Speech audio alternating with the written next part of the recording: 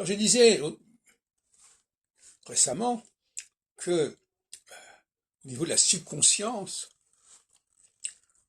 les Juifs sont repérables.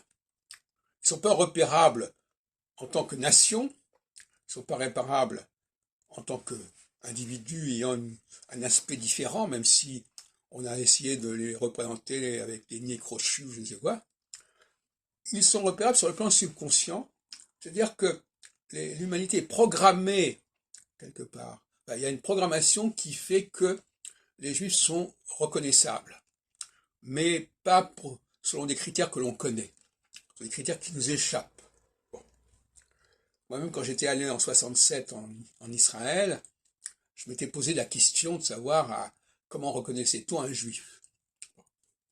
J'avais fait des théories à ce moment-là, plus ou moins débiles. Enfin, c'était une question qui se posait.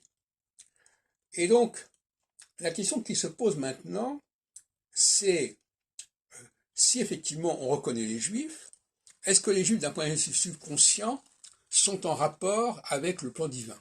C'est ça. Est-ce que dans leur programmation, ils peuvent se connecter avec le plan divin et en comprendre la nature? Parce que s'ils ne comprennent pas le plan divin, ils ne peuvent pas intervenir. Parce que si on ne connaît pas le plan, si on ne connaît pas la norme, on ne peut pas corriger les erreurs.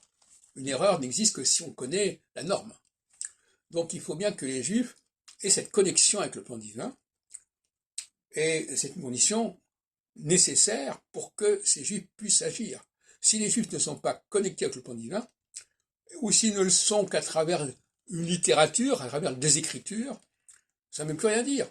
Pourquoi? Parce qu'à ce moment-là, n'importe qui va lire ces textes-là va avoir le même statut, quelque sorte.